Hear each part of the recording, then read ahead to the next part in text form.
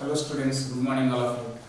So today we are going to discuss very interesting and very important topic of 12th class, that is D and F block elements.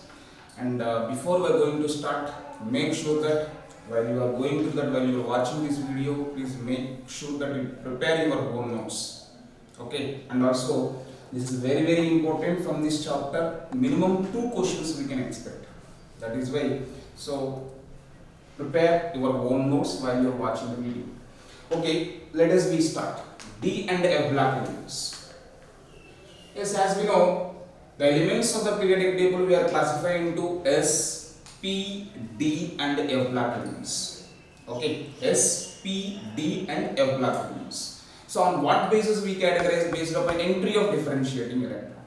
In case of D block elements, okay, let us start D block elements. Thereafter, we move to F block elements. In D block elements, the differentiating electrons, differentiating electron means last coming electron, valence electron.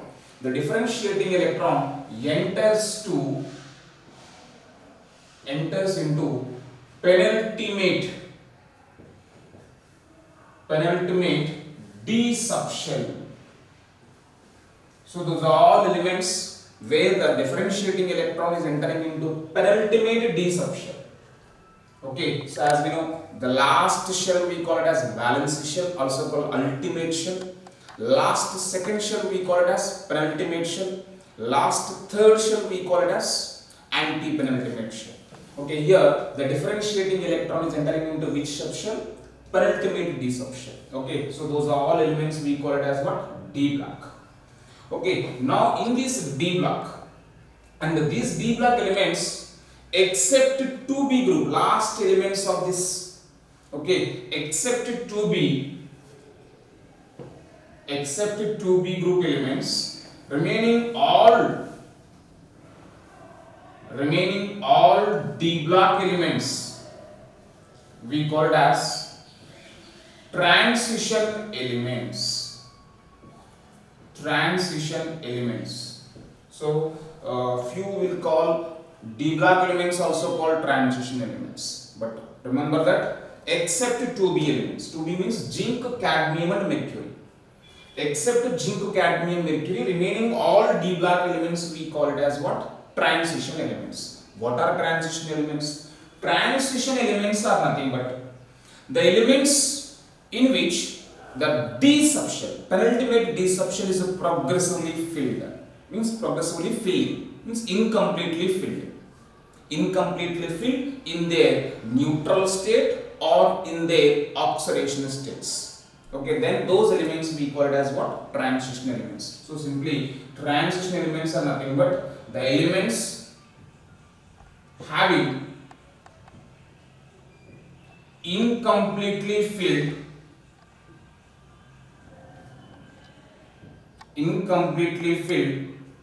D subshell configuration in their neutral state or in their oxidation states. Those are all elements we call it as what? Transition elements. Whereas in case of zinc, cadmium, mercury, in these all cases, what happened? Their D subshell, what is the configuration of them? S2D10. S2D10. So their D subshell is progressively filled. That is why we are not calling these elements as transition elements. Whereas remaining elements, so you may get that out. Even like zinc, cadmium, mercury, copper, silver, gold also having D10 configuration. But why don't we call them as a non-transition elements? Okay. So zinc, cadmium, mercury we call it as what? Non-transition elements. Then why don't we call these 1B group elements as a non-transition elements? See, the 1B group elements, what are the 1B group elements? Copper, silver and gold. These three are what? 1B group elements. These 1B group elements we call it as typical transition elements. Typical transition elements. Why we are calling them as a typical? Why not we call it as a non-transition? Because So if you see that, suppose I am taking the copper here. What is the configuration of copper? S1D10. S1D10. They have D10 configuration in neutral state. But what is the stable oxidation state of copper? +2 state. If you remove the two electrons, one from S and one from D, so final configuration D9. Okay, so in its oxidation state form, what is the configuration they have? Incompletely filled D configuration. That is why these elements are having incompletely filled configuration in their stable oxidation states form. That is why we are calling them as typical transition elements. So typical transition elements are nothing but elements having incomplete D configuration in their oxidation state form. Or else also we call it as these elements which are involving in the bonding formation by sharing their D10 electrons. So the electrons which are present in the D subshell, those D electrons by losing these D electrons, they are involving in the bonding formation. So that is why also this is also one more reason why we call them as typical transition elements. Okay, let's move to the structure. Means all the D block elements, okay, we are categorized into 4 series.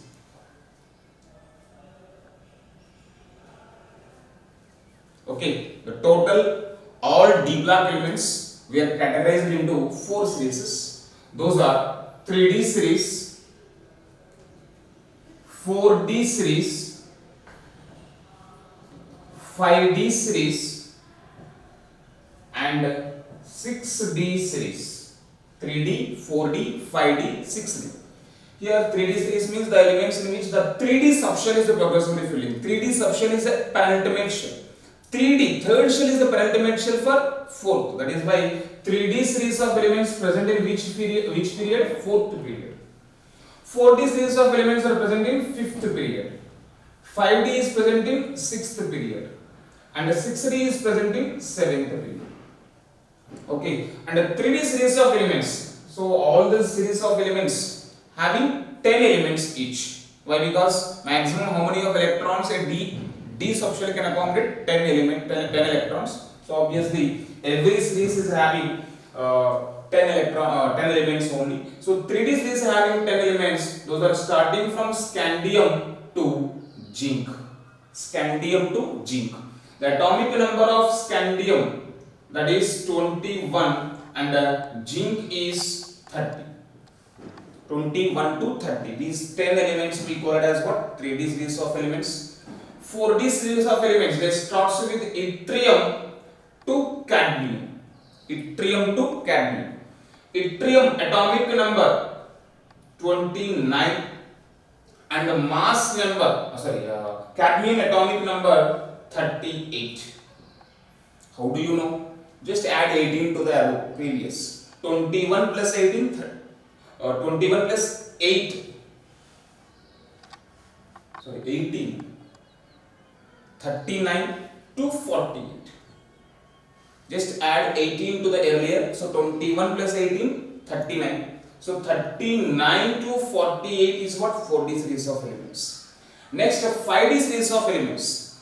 In 5D series of elements, they starts with the lanthanum. But after lanthanum, 14 elements will come. Lanthanoids. So lanthanum atomic number 58 to 71 lanthanoids are there. So again it will restarts with a hafnium. Okay, hafnium, and its atomic number 72 to mercury. And whose atomic number is what? 8. So total how many elements? 57, 72. 2 elements. And from 72 to 80, so total 8 elements are there. 8 plus 2, total 10 elements in the 5D series of elements. Similarly, in 6D series also they starts with actinium, but after actinium atomic number 89. And from 90 to 103 actinoids will come. Thorium to lawrencium, So that is why again it will restart with the Rutherfordium and it was incomplete. Okay, until the last element of this series we have not discovered it. So that is why, so it is an incomplete series. So this is about the structure. So total D block has 4 series of elements, 3D series, 4D series, 5D series. These 3 series are having 10 elements each, whereas the last series, that is the 6D series, which is present in 7th period, it was incomplete. And the starting element and the ending elements, try to remember. Okay, so this is about the types of series of D block elements. Next, move on to the, so in this all the general electronic configuration, the general electronic configuration of this all D block elements is n minus 1 D 1 to 10, ns 0 to 2, ns 0 to 2. Okay, see, this is the general electronic configuration for all the D block elements. Overall, when you take all D block elements, this is the general electronic configuration. Sometimes for y 0 to 2 in some books they have given ns 1 to 2, 1 or 2. Okay, but here ns 0 to 2. Why? Because in case of 4D series, palladium element having S0 D10 configuration. So there S subshell having 0 electrons. Okay, that is why overall when you consider all the D block elements, the general common electronic configuration is n minus 1 D 1 to 10, ns 0 to 2. Suppose if they ask you the general electronic configuration for 3D series, if they ask you only 3D series of elements, then you can write n minus 1 D 1 to 10, ns 1 to 2. This you can write it for 3D, but overall when you take overall all the elements, this is the configuration. So this is about the general electronic configuration.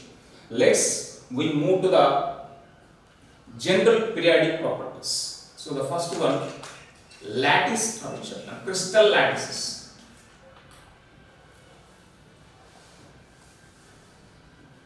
Crystal lattices.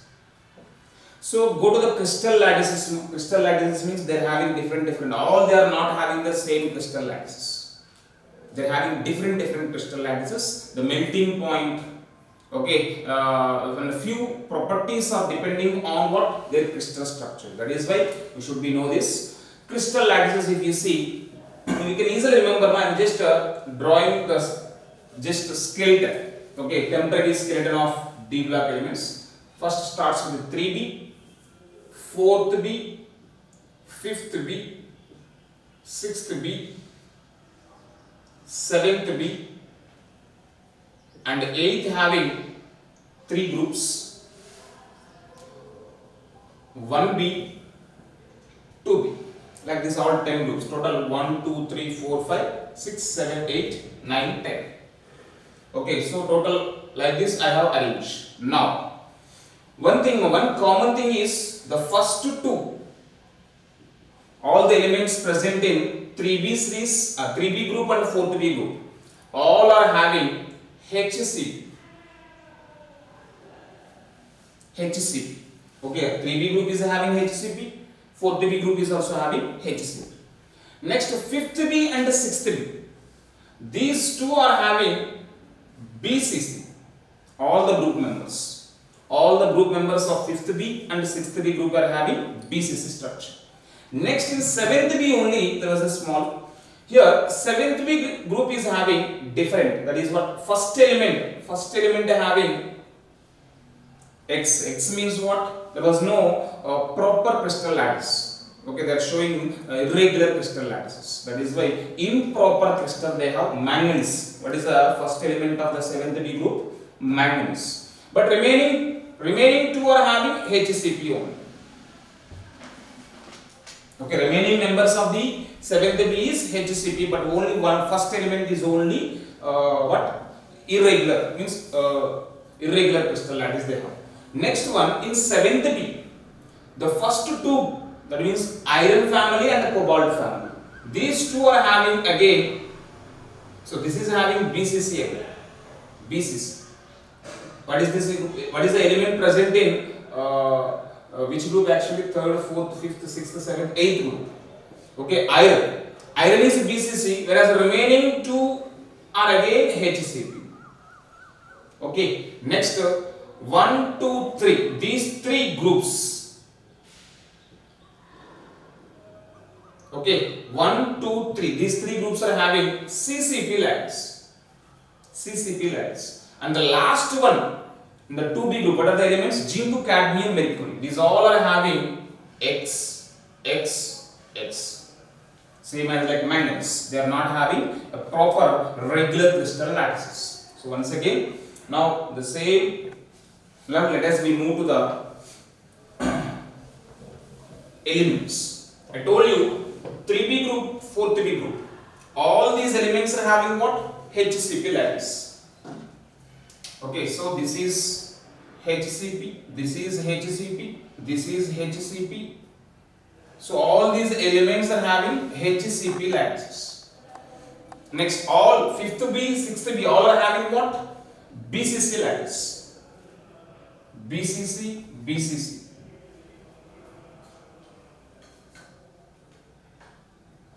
Okay, next one, manganese. It is having irregular, whereas remaining two HCP again. Here also HCP, HCP, but it is having BCC again. Next, these three are having what? CCP lattices. All are having CCP. Next, last one again, irregular crystal lattices. Irregular crystal lattices. So that is about the crystal lattices. Out of these crystal lattices, one point you should clear. What are the elements having irregular crystal lattices? 4 elements now. One is a manganese, and the second one is a zinc, cadmium, mercury.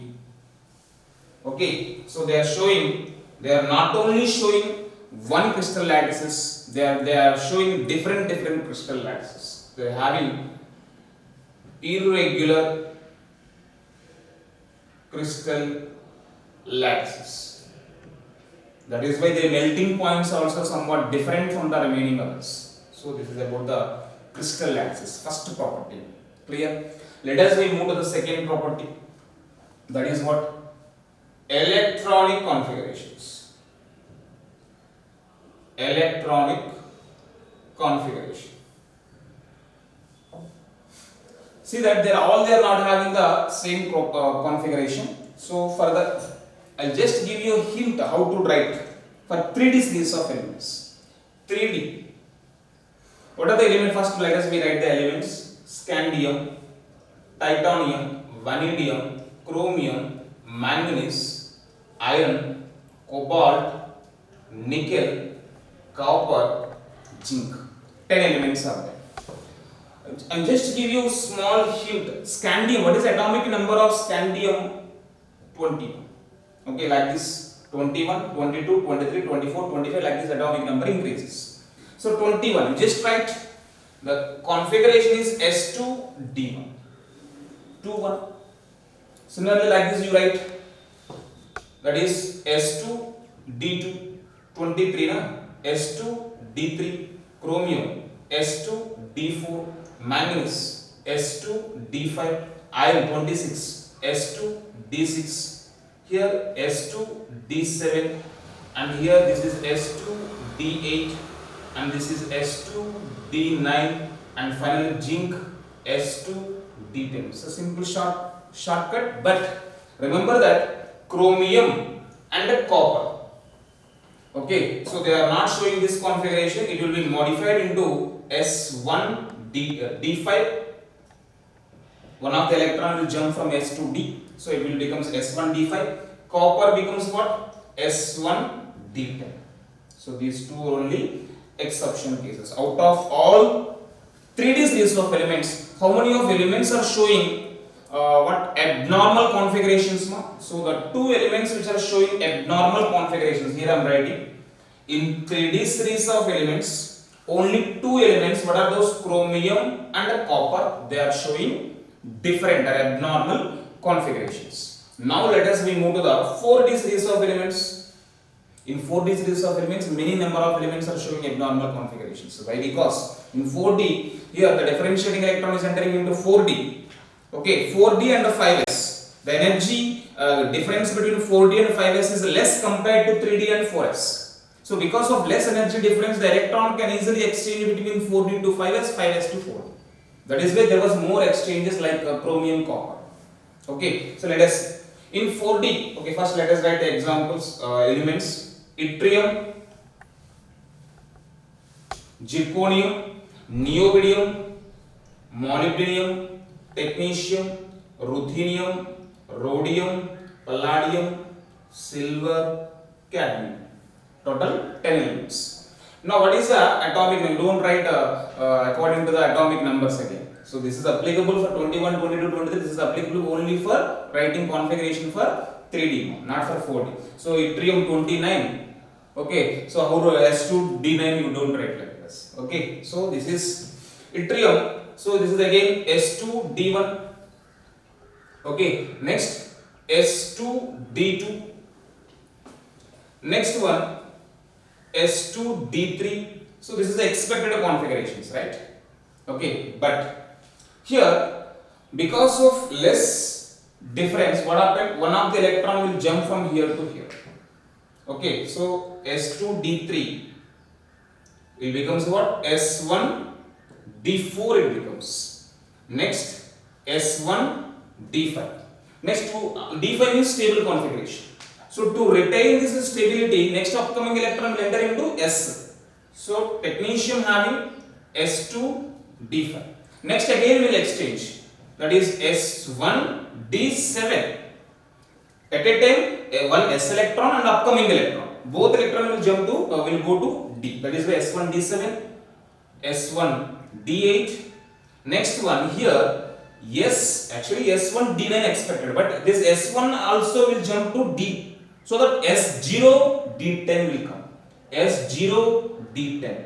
Now this is S1D10. Next cadmium S2D10. Okay, overall, how many of elements are showing abnormal configurations? See that this is one element, this is second element, next this is the third, fourth, fifth, sixth. Total 6 elements in the 4D series are showing abnormal configurations. What are those elements? Niobium. So in 4D, niobium, molybdenum, ruthenium, rhodium, palladium, and silver. And okay, this is about the 4D. Next, coming to the 5D series of elements. 5D series of elements: lanthanum, hafnium, tantalum, wolfram, rhenium, osmium, iridium, platinum, gold, and mercury. See, in 5D series there was a one favorable condition, favorable factor for us. What is that? Like 4D, they are not showing. There was no exchanges between 5D and 6S. Okay, they not easily exchange. Only in the rare cases. What are the two cases? These two cases, platinum and gold. These two elements are only showing abnormal configurations. Okay, only the platinum and gold. These two elements are only showing abnormal configurations. Yes, what are the remaining? All are same as that. Same as per the Aufbau principle. So this is S2D1, S2D2, S2D3, S2D4. Even S2D4 this is wolfram. So this is S2D4 only. Even though if by one of the electron jump from S to D, it is getting off-field configuration, but still it will not jump. Okay, so S2D1, S2D2, S2D3, S2D4, S2D5, S2D6, S2D7, S2D8 expected, but platinum showing different oxidation states. What let us see. First S2D8 as per the above trend, or else S1D9 also it can show, or else S0D10 also it can show. So 3 different types of configurations that platinum can show. Next, gold S1D10 and S2D10. So overall, what are the elements showing abnormal configurations in 5D series of elements? In 5D series of elements, only two elements. One is a platinum, another one is gold. So this is about the configurations of these elements, and in this configuration, from this configurations, how they ask you among the 3D series of elements, what are the elements showing D10 configuration? D10 configuration is shown by two elements, copper and zinc. Copper and zinc. Among the 3D series of elements, which elements are showing D5 configuration? How many are there? Two are there. What are those? Chromium and copper. Both are having D5 configurations. Next, coming to the 4D series. Among the 4D series of elements, how many of elements are showing D10 configuration? Here, last three electrons are having D10, D10, D10. What are those? Palladium, silver, and cadmium. And among the 4D series of elements, which elements are having D5 configuration? D5 got two elements again, molybdenum and technetium.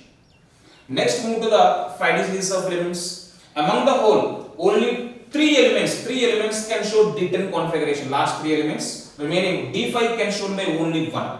Overall, among the whole D block, how many of elements are showing D5 configuration? Here two, here one. Total how many? 5 elements will show. Out of whole D block, how many of elements are showing D10 configuration? Here 2, here 3, here 3. Total 8 elements can show. So this kind of questions they may ask you from electronic configurations. Next we move to the next property, that is what? Atomic size. How the variation of atomic size in this series of elements. So if you see any series of elements, so when you go from left to right, what happens? The size generally it will decreases. Okay, because in a period when you go from left to right, the atomic size decreases because of increasing effective nuclear charge. That's a regular trend. But in this, so among any series,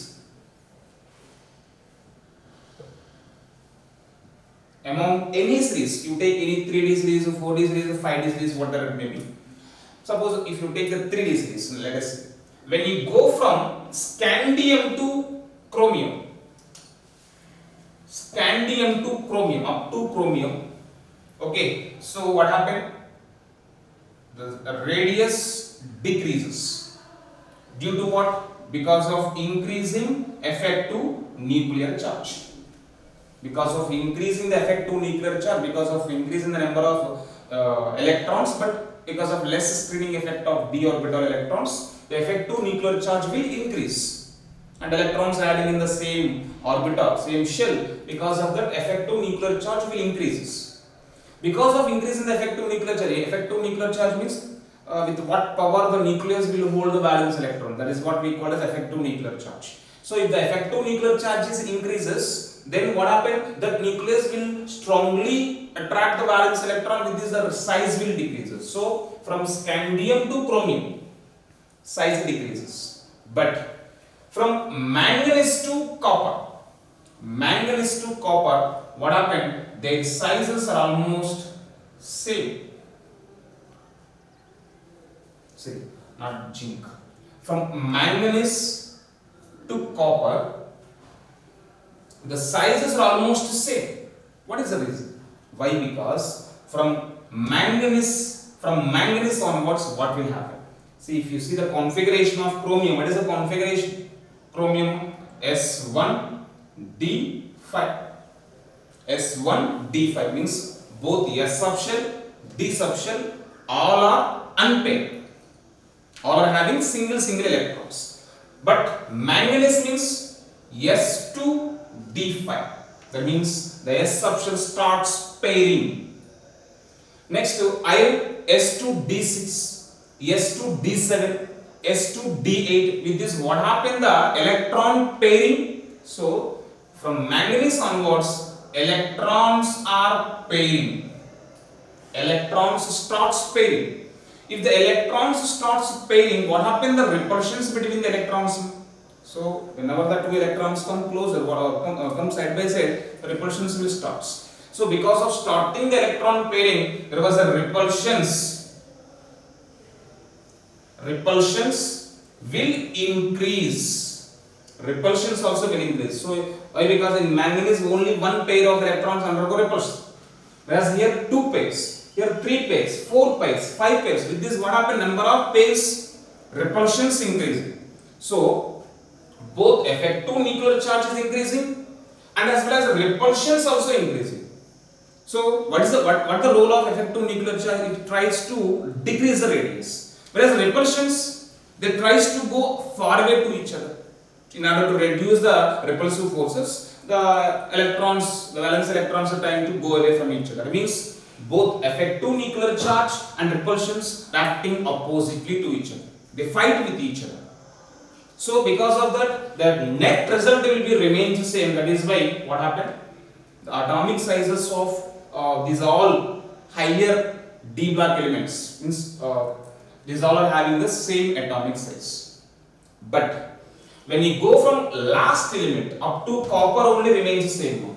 But when you go from copper to zinc, zinc is having highest size element.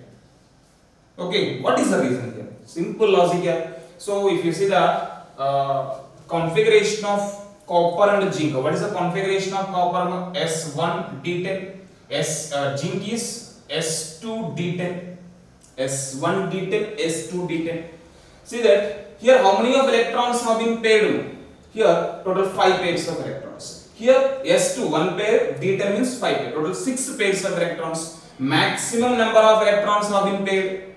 So maximum repulsions. That means here in case of zinc, repulsions dominates effective nuclear charge.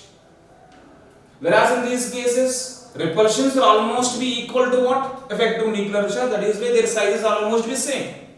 But whereas in case of zinc, what happened? Repulsions are dominating effective nuclear charge because more number of electronic pairs.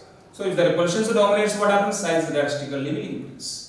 So that is the reason. So one point you should, in case of any series, not only in 3D series, in any series when you go from scandium to chromium, means when you go from 3B series to 7th B group, 3B to 7th B, the size decreases, thereafter almost be remains the same, and finally again will increases. Okay, next. So this is about this group, and among any series, first radius decreases, thereafter same, and finally again will increases. This is the regular trend in any series. Next, in a group, suppose if you take any one group, 2B group, 4th B group, 5th B group, like that. In any group, what happened the size? One point you should remember, the radius of the sizes of 4D series of elements are almost be equal to 5D series of elements. 4D series of elements are having equal sizes with 5D series of elements. What is the reason? We know that this is because of what? Lanthanide contraction. Post-Lanthanide effect. Because of Lanthanide contraction, okay, almost all 4D series of elements are having the equal sizes with 5D series of elements. But is this applicable for all groups? No. It is applicable only from 4th B onwards.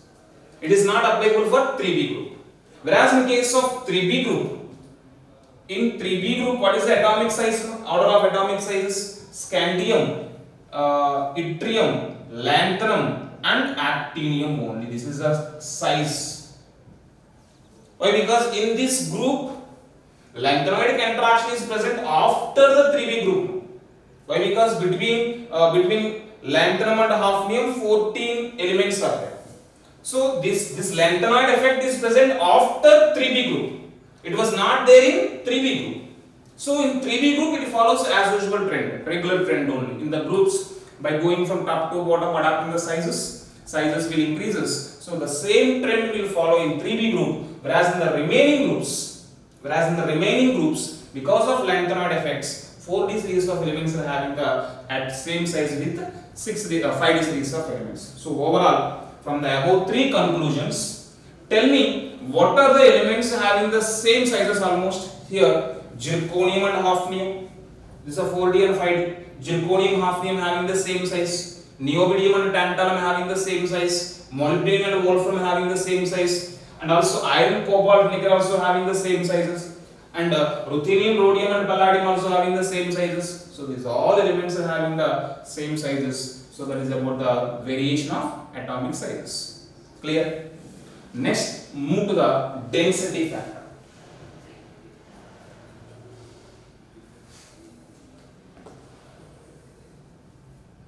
What happened to the density? Usually, when you compare the densities of the d block elements, the densities of the d block elements are larger compared to s and p block elements, especially s block elements. Just beside of the d block elements, which elements are there? Left side s block, right side p block. Anyhow, most of the p block elements are gases, so they are having lesser density only, no doubt. When you compare s block metals and d block metals, D block metals are having the higher density, no doubt, because of lesser sizes. When you compare the sizes, S block elements are having the bigger sizes, D block elements are having the smaller sizes. Within the smaller volume only higher atomic masses have been accommodated. That is why the densities of D block elements are larger than S block elements, no doubt. Okay, that is the first point we should remember. So the density means rho. Density of D block is greater than density of S block. Okay, next, what about the regular train? What happened the densities of elements? When you see that scandium to chromium decreases, thereafter all the elements are having the same sizes. Anyhow, from scandium to copper, what happened the sizes? Decreases only. Of course, up to here decreasing remains the same. Anyhow, the size is decreasing. If the size is decreasing, but what about the atomic masses? Increases. So, size is decreasing, atomic masses increasing. With this, what happened the density? What you expected? Definitely will increases. So, from scandium to copper, what happened the density? Up to copper only will increases. Thereafter, again the size volume increasing, so the density will decreases. So you can write the second point here, from scandium to copper, density increases. Thereafter decreases. Okay, thereafter decreases. Then what about the group? In the group, when you go from top to bottom, what happens the density? Yes. No doubt. What you are expecting? So in any group, if you see that after Lagrange contraction, if you see that 4D series of elements are having the same size as the 5D series of elements, so their volumes are same. But are they having the same masses? No. When you go from one series to another series, there was a huge difference in their atomic numbers and atomic masses. So mass is larger, but the sizes remains the same. Then what you expected? So definitely density will increases in the group when you go from top to bottom. So in any group, density increases from top to bottom. So we can write that 3D series of elements lesser than 4D series of elements lesser than 5D series of elements. So 5D series of elements are having the higher density among the all. So in this overall D block elements, then which elements are having the highest density? Highest density is having by osmium and iridium. And among these two, osmium and iridium having the higher density. Iridium having the high density. What about the 3D series of elements? 3D series of elements, in this least density having by scandium. Scandium having the least density. Okay, highest density osmium and iridium. And in this 3D series, which elements are having the higher density among the 3D series? Nickel and copper. Nickel and copper, they both are having the high density, not zinc. The density will increases up to copper only. Thereafter decreases. So among the 3D series, if they ask you in 3D series, which element having the higher density? No doubt copper. Okay, and somewhere nickel having the higher density, and almost nickel and copper, they both are having the same density in some books they given, and a few are confusing here. No doubt, as per the data, copper is having the highest density, and also one NCERT example question is also there. No doubt, copper is having high density than nickel. Okay, so what is the final conclusion? Write the conclusion here. So in 3D series, maximum density is copper. Next one is nickel. Next one, minimum is scandium. Clear? Next, overall, all these elements, maximum density is by iridium after osmium, and the minimum is by scandium. Okay, so this is the final conclusion of densities of this D black elements. Clear? Next, move on to melting points. Melting points. What about the melting points? One hint here that the melting point and enthalpy of atomization, both these factors, melting point and enthalpy of atomization, both are directly proportional to number of unpaired electrons. Okay, the species which is having the metal ion which is having highest unpaired electrons in this configuration, that species is having what? High melting point and atomization. How can we conclude that? How can we say that? Number of unpaired electrons, just common sense here. If the number of unpaired electrons are more, it will form maximum bonds. There was more metallic bonding. If there was more metallic bonding, then to melt them, to evaporate them, or to atomize them, we need more energy. So simple logic. So enthalpy of atomization and melting point, they are directly proportional to what? Number of unpaired electrons. So as per the trend, you see that if you see the configurations here, S1D1, S2D1, S2D2, S2D3, S2D4, sorry, S1D5, S2D5. So up to S1D5, how many of unpaired electrons are there? 6 are there. 1 S2, 5D. Total 6 unpaired electrons. Whereas S2D5 only having 5. That means melting point will increases up to chromium and thereafter decreases. Any doubt? Okay. So not only in 3D series, in any series, the melting point will increases up to 6th B group, thereafter decreases. So always 6th B group element having the highest melting point among the all. And one more thing. Okay, highest is having by the 6th B group. Then which group element having the least? So no doubt that always 2B group elements. 2B group elements of that particular series always having the minimum melting point. What is the reason? How can we conclude that? Because they are having what? Cross means they are having irregular crystal lattices here. If they are having not having a proper regular crystal lattice, definitely their melting point is less. So that is why out of any series, highest melting point is getting by the 6th B group. Okay, 6th B group. Sorry, this is 6th B group, and the least is getting by the 2B group. Clear? So write the conclusion. So the conclusion from them, melting point is directly proportional to the number of unpaired electrons, and in any series, melting point increases up to 6th B group. Okay, thereafter decreases. And one more point you should remember, when you compare the 7th B group elements. What are the 7th B group elements here? 7th B group elements are manganese and technetium. These two elements you should remember.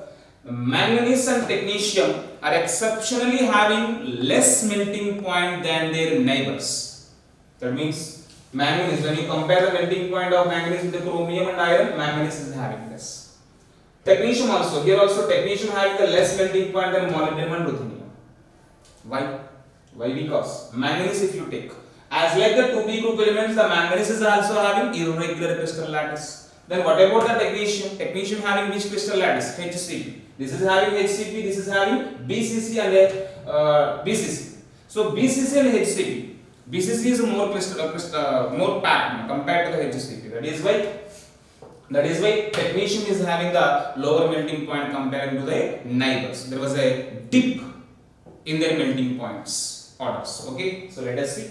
So the second exception here, the elements manganese and technetium having less melting point than their neighbors.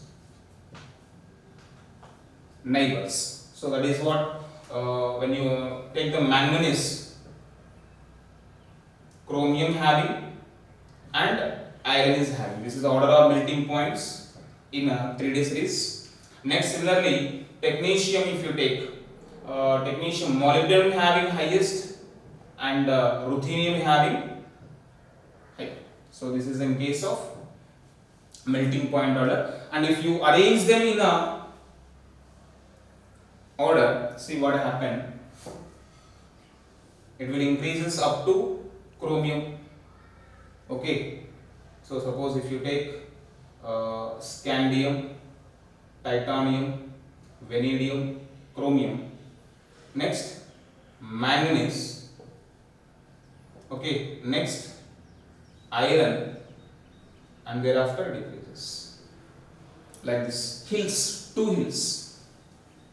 Okay, and when you compare these two, chromium having the highest and iron having less. So first hill is larger, second hill is small. That point you should remember. So this is about the